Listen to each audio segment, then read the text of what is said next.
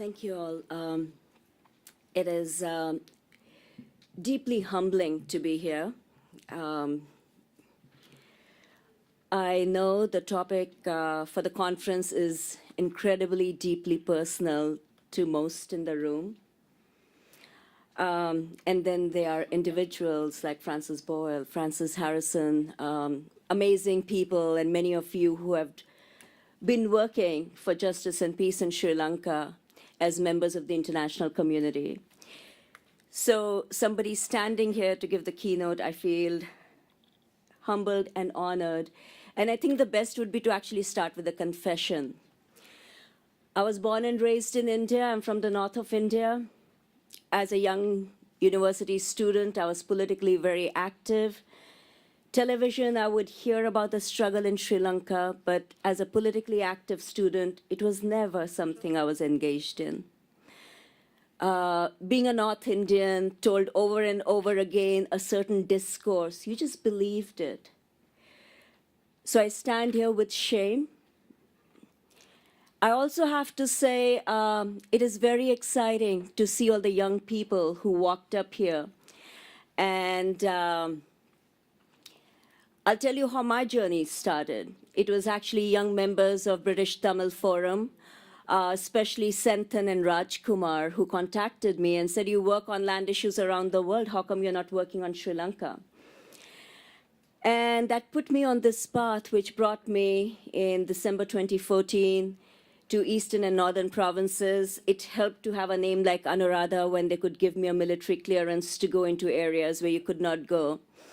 Because the person who gave me the permit to go said, he really liked my name, Anuradha. So having said that, I have to also say, as somebody who's worked on land issues in many different parts of the world, this journey has been a life-changing experience. What I witnessed, what I personally saw, is something that would be impossible to forget. So I think I stand here with humility because you said you will teach us, but I have to tell you what you have taught me. And I would urge and hope, especially the younger generation, that this struggle continues, not just for the Tamils. This is an international human rights issue. If there is no justice for the Tamils in Sri Lanka, we cannot expect justice for other communities around the world. So carry this flame of justice, carry this flame of striving for peace with justice for everyone in this world. So with that, I'll share with you my remarks, which are really based on the research, as I mentioned, that included spending time with the communities on the ground, but also our continued regular communication with the community, especially the internally displaced people, yes, IDPs, which still remain in Sri Lanka. When we embarked on this work in 2014, the goal was to understand the social, economic, and political reality in northern and eastern provinces since the conclusion of the Civil War. Our findings were absolutely stunning, which led to the expose that was mentioned, The Long Shadow of War, the goal being to really support the struggle for justice and peace in Sri Lanka. And as I said, it was important to share because this is not just a Tamil issue, this is really an international issue. During the course of these next few days, there are many horrors of that war and the continued consequences that will be talked about, but I'm going to focus on the issue of land. What we found was that one of the biggest consequences of the war was the dispossession of people, especially Tamils, from their homes and lands that they depended on for their livelihoods. And land remains a highly contentious issue between the local Tamil population and the Sri Lankan army. Forced to vacate their homes, farmlands, fishing zones, once areas were designated as high security or restricted zones, or by war itself, the displaced had hoped that the right to return would be granted someday. But continued military occupation has kept tens of thousands away from their homes and livelihoods, with over 100,000 living in refugee camps still in India, which is not recognized. Between 2015, when President Sirisena was elected, and the end of 2016, An estimated 4,780 acres of land were reportedly released, and there were pledges for more releases of land. However, estimates are really hard to come by about how much land is still occupied. I know there are some of you, Darsha and Mario and others have been trying to document, but being on the ground, actually documenting is very hard and impossible. Following the release of a 2015 report, we were contacted in early 2016 and actually petitioned by a group of IDPs who were requesting assistance in their struggle to return home. They wrote, and I quote them, "Having exhausted all the domestic, political, and legal avenues available to us to regain our lands and houses acquired by force by the Sri Lankan armed forces during the war, we, the people of Walekam North in the Jaffna district of Sri Lanka, have decided to seek your help to find redress to our problem. After over 25 years of displacement, having exhausted all possible political and legal channels, in an attempt to get their land back, the internally displaced living in so-called welfare camps were forced to petition an international civil society group to seek assistance. They urged us not to publish the names of the signatories because they were afraid of retaliation for contacting an international organization, and they reported, "We get calls from unidentified telephone numbers from people who threaten us to stop the IDP and resettlement-related work." So they were asking for protection and yet asking after 25 years their right to be able to return to their homes. I'm glad to report in 2017 we got the good news that their lands were released. But the question is, the quality of the lands that the people have been resettled is very low. These are former stone quarries, decades of overgrowth. Homes actually have been destroyed, so people are being sent back to just vacant lands. There are no homes, and in fact, in some cases, homes are destroyed just before the lands are released. Irrigation canals need to be cleared. Electricity and access to clean water is not there. This is the kind of release that has been reported to us. And just this May 3rd, we got another message from our partners, this group of people who were resettled just last year. They said our village has been fully released after 28 years for resettlement. However, another 3,100 acres of land belonging to neighboring villages need to be released. They also reported that the government is providing permanent houses, but with very strict criteria. If elderly couples or if they're single people, government does not provide permanent houses. So they're struggling to manage the shelter needs. They also report that the lands are just released without cleaning, so the cleaning of land consumes huge amount of money. Families are struggling. Restoring livelihoods is a big issue. The released lands are next to big military camps. So women-headed households are not willing to go back to the areas where the lands are being released.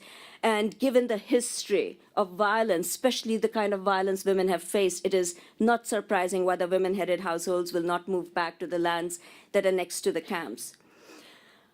For those who have been resettled through government schemes, the process has often taken place without voluntary or fully informed settlement choice and without adequate infrastructure.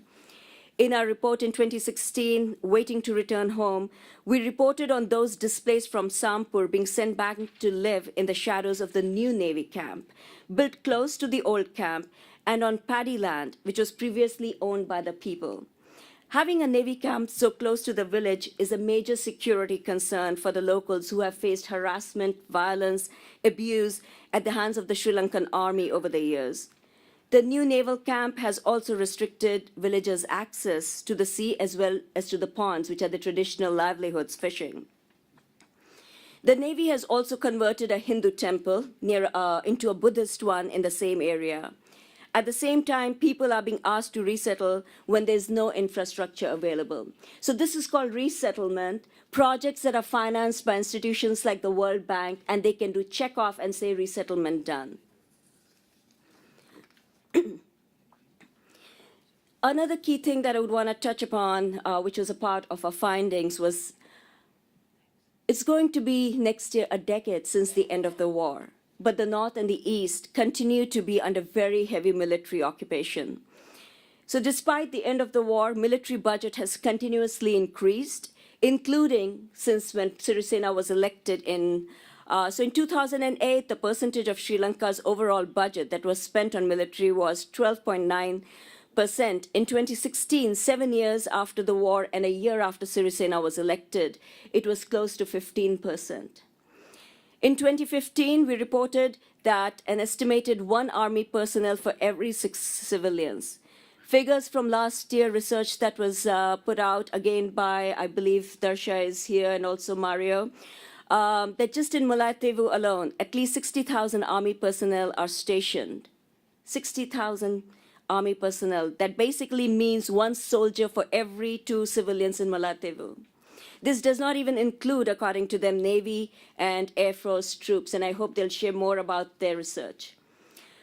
The Army has expanded non-military activities and is engaged in large-scale property development, construction projects, and other business ventures such as travel agencies, farming, holiday resorts, and restaurants in the northern and eastern provinces. The Army officially runs luxury resorts. I had personally never seen 7- and 9-star hotels. They're run by the Sri Lankan Army in the northern and eastern provinces. And golf courses that have been erected on land that has been seized now from internally displaced peoples. Tourists can actually book holidays in luxury beach resorts, such as Thalsevna Resort, which is functioning under the security forces headquarters by directly calling reservation numbers at the Ministry of Defense. In 2014, when you went to the website of Thalsevna, it was not very much, and I was mentioning to Francis yesterday. Now when you go check out the website for Thalsevna Resort, it is fancy, it is professional. They are actually declaring to the world that this is a resort which is run by the Sri Lankan Army, close to the beach in Jaffna, where you can have an amazingly incredible exotic holiday, a place where the chief minister cannot enter. It is on the lands of the people that has been taken away, and they do so with absolute impunity. This appropriation of land is very significant to understand, given the long history of marginalization of the Tamil population, which has involved violence and pogroms and repressive laws and a government-orchestrated colonization of northern and eastern parts of the island nation. In the decade following independence in 1948, the takeover of land and displacement started via so-called development schemes, irrigation schemes, which colonized the Tamil lands through the settlement of hundreds of thousands of Sinhalese brought from southern parts of the country. Post-war takeover of lands has continued for tourism and industry and so-called development activities to create livelihoods for local populations, but with complete disregard for legitimate residential and livelihood concerns of those inhabiting the areas.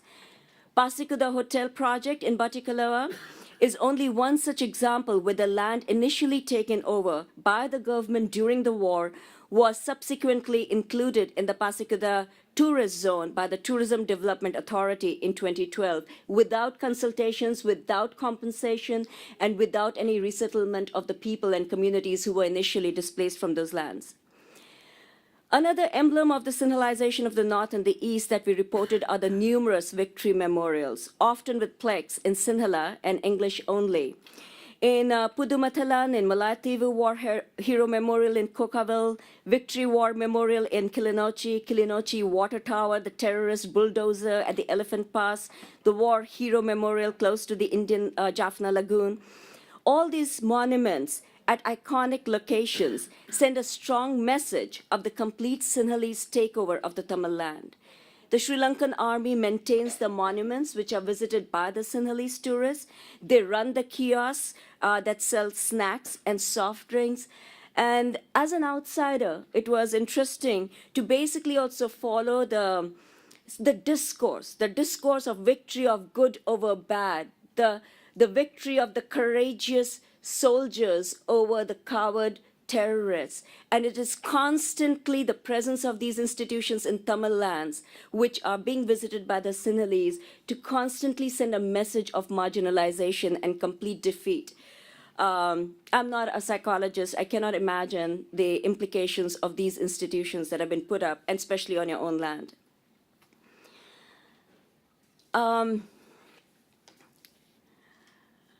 I could go on. I feel like there are many of you in this room who know so much more. But having offered some of our findings, what is stunning is that we are here today. We know that the international experts and organizations have called for the complete demilitarization of the North and the East and the swift return of the land to the rightful owners to ensure peace and stability. Without the return of lands, there will be no peace and justice, because land, you understand it much better than I could explain. The meaning of that land for the Tamil populations that are still there is much more than just having a sense of property. It is about their nationhood. It is about culture. It is everything, as we were told, the research team was told over and over again. And despite the rhetoric of truth and justice and reconciliation, the current government does not plan to scale down security arrangements. Despite the United Nations resolutions and various task forces and numerous government promises, tens of thousands continue to live in despair and in fear in Sri Lanka. And despite all the promises that were made by President Sirisena when he came into power, the need for full resettlement and a true reconciliation process is unchanged.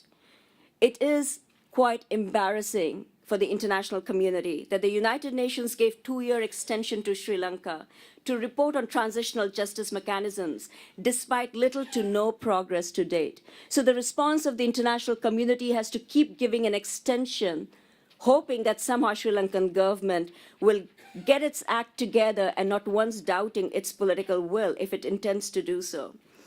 At the same time, you have in 2016 when Sirisena said in an interview with the newspaper in India, The Hindu, "Before I came to power, there was a fear that those who had given commands during the war could be taken to international courts of justice.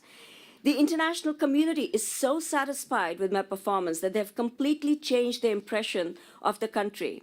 Now there is no threat of international courts. I have told the international community that I cannot accept any proposal that allows foreign judges to probe our domestic matters.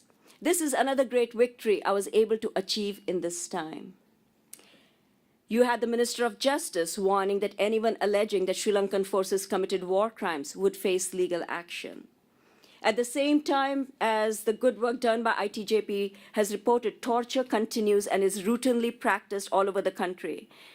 ITJP's work has brought forward horrific evidence of torture and sexual violence perpetrated by Sri Lankan security forces, not before 2009, but that it continues today.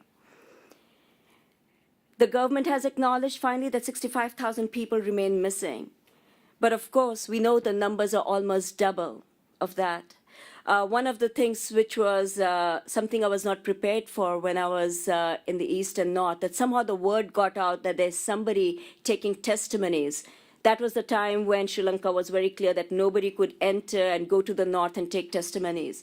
And I would be shocked, starting at 7 in the morning, there would be lines of people snaking around where I was to be able to show photos of their loved ones, the paperwork through the Red Cross that these people had surrendered, asking, can you help us find out where they are? This is a question that needs to be asked of the international community. The fact that in the face of such horrific violations of human rights, in the face of continued displacement of people, in the face of continued torture and absolute impunity of the Sri Lankan forces, how does the international community, how does the government of United States, United Kingdom, Canada, and elsewhere, for their narrow geostrategic interest, believe that the situation is different in Sri Lanka? There has never been justice for victims of mass atrocities, whether it is Rwanda, whether it is Cambodia. And are we going to allow Sri Lanka to become another one? Because if we do, we know which way the fate of the Rohingyas or whether the fate of Syria. So this is really a call to action to each one of us to stand up for what's right, not because it's too far away, the island nation. It has to be as much of a concern for me when I come from India, because that is happening in my own country in Kashmir. So till we stand up for each other, it'll never, ever be resolved, and we will continue to write books and produce reports. Lastly, I would just say, it is up to each one of us Yes, we need to do advocacy. We need to do advocacy at the United Nations, which at times feels like a fig leaf only, because all the politics are controlled by the United States and UK and France and all these powerful countries. This work has to continue. I know it is tiring. I've realized you need legs of a marathon winner. You know, in the message that we received on May 6th from our partners, the internally displaced peoples in Sri Lanka, they said you need to continue advocacy. You need to continue advocacy in international areas to ensure that people know what is happening. And while we are doing it, every magazine which carries a story about the tourist destination being Sri Lanka, write to them. Let them know that when they go to the south, how about try to go to Jaffna, which feels like the war got over yesterday, where the roads and infrastructure is still not there. Ask the tourists to not just go to the elephant orphanages, but go to the welfare camps that still exist just near Jaffna. You don't have to go very far. So every time somebody writes about the tourist destination, there's a great campaign to be done around the World Bank, which has been sending money to Sri Lanka to be able to do resettlement project. Question what kind of resettlement is actually being carried out, because it is finally the taxpayers' money that finance the schemes of the World Bank. All the clothing agencies and your retailers who want to set up factories, and then they say we are providing employment to war widows. More than petty jobs that pay menial wages, war widows need justice. They need to have their loved ones back. They need to be safe. The number of women that I met who say that the police still visits them in the evenings. To let them know they've come in the evening to talk to them about their missing loved ones. The fear. So I'm sorry, I feel like I had nothing very informational to share or any teachings. But I know I learned so much from each one of you when I started this journey in 2014. Thank you for having educated me. I just make one promise. At the Institute and personally as Anuradha, I'll keep working for peace and justice in Sri Lanka because that is needed for the region. And hopefully when there's peace and justice in Sri Lanka, there'll be peace and justice in India because we would have learned a lesson how to be in Kashmir. Thank you.